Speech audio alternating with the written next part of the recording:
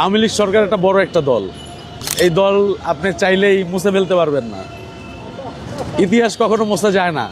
আগে যে সরকার ছিল সে আলহামদুলিল্লাহ ভালোই চালাইছে। সে যদি খারাপই হইতো দেশের জন্য এত উন্নতি করতো না। আমরা কোনোদিন ভাবি নাই যে পদ্মা সেতু দিয়ে পার হয়ে ওই পারে যাওয়া যাবে। স্বাধীন দেশে বাস করি, কিন্তু এখন আমাদের স্বাধীনতা নাই, আমাদের হাত পাও বাঁধা।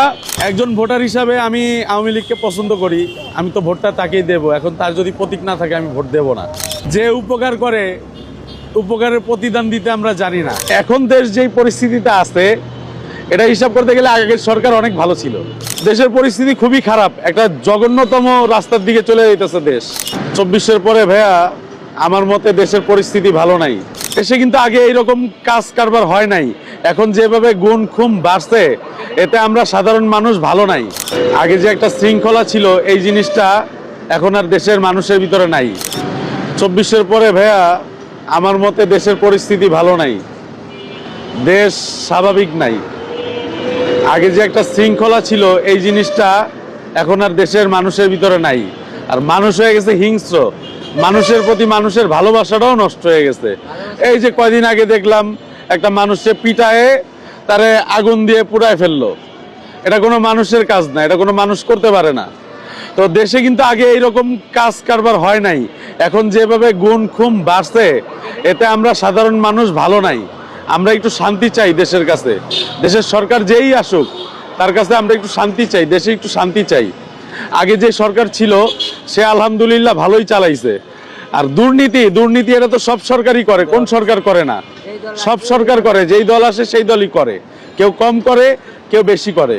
কিন্তু আমার মতে আগে যে সরকার ছিল তার প্রশাসনিক যে একটা নিয়ন্ত্রণ সাধারণ জনগণের জন্য, সেই নিয়ন্ত্রণটা সে ঠিক রাখছিল। কিন্তু এখনকার প্রশাসন মানে কোনো দিতে পারতেছে না। মানুষের জীবনের কোনো নিরাপত্তা নাই, মানুষের জীবনের কোনো মূল্য নাই। মানুষকে মাইরা ফেলতেছে, কি করে না করে কিছুই বুঝি না। মানে দেশের পরিস্থিতি খুবই খারাপ, একটা জঘন্যতম রাস্তার দিকে চলে যেতেছে দেশ।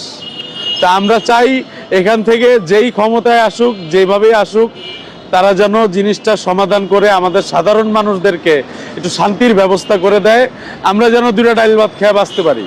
আমাদের জীবন নিয়ে যেন ভয় না থাকতে হয় যে কোথায় যে কি বলবো, কোথায় কে আবার কখন মেরে ফেলবে, এই ভয় নিয়ে যেন চলা না লাগে।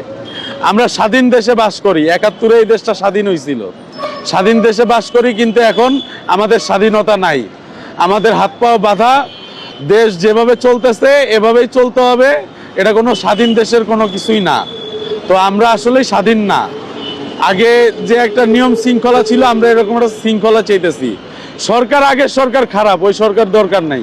যেই সরকারই আসুক আমাদের সাধারণ জনগণদেরকে একটু নিরাপত্তা, দুইটা ডাইল ভাতের ব্যবস্থা, বয়স্ক ভাতা, এগুলার ব্যবস্থা, মানে যেই জিনিসগুলো ছিল আগে এইগুলো ঠিক থাকলেই হবে। না, আগের সরকার খারাপ বলতে আমি এইটাই বুঝাইছি যে বাংলাদেশের মানুষ তাকে খারাপ বলছে। আসলে সে কতটুকু খারাপ সেটা আমি প্রকাশ্যে বলবো না, আমার ভয় লাগে, ঠিক আছে? কিন্তু সে যদি খারাপই হইতো দেশের জন্য এত উন্নতি করতো না। আমরা কোনোদিন ভাবি নাই যে পদ্মা সেতু দিয়ে পার হয়ে ওই পারে যাওয়া যাবে। তো হয়তো বা একটা সরকার লং টাইম ছিল, সে করছে, কিন্তু তাকে আমার নজরে আমি কখনো খারাপ বলি না, তাকে আমি খারাপ দেখি নাই। তারা আমি পছন্দ করি, তার কাজ কারবার পছন্দ করি। এখন সে কিছু কিছু মানুষের কাছে আর কি স্বৈরাচার হয়ে গেছে, বা সে কিছু কিছু কাজ হয়তো বা খারাপ করছে, যে কারণে জনগণ তারে বিতাড়িত করছে। কিন্তু আমার মতে এখন দেশ যেই পরিস্থিতিতে আছে এটা হিসাব করতে গেলে আগের সরকার অনেক ভালো ছিল। এই কালচারটা আসলে তৈরি হয়েছে, আমরা তো বাঙালি, আমরা ওই যে মানে মন চেঞ্জ হয়ে যায় আমাদের। আমরা আর কি যে উপকার করে উপকারের প্রতিদান দিতে আমরা জানি না। এই কারণে মনে করেন যে ওই নামের পাশে আজকে ফ্যাসিস্ট লাগানো হয়েছে। এখন আমি এত বিস্তারিত বলতে পারবো না, কারণ আমারও ভয় লাগে যে আমি এখানে কথা বলতেছি, কে কখন কোন দিক থেকে আইসা আমাকে আবার অ্যাটাক করলো।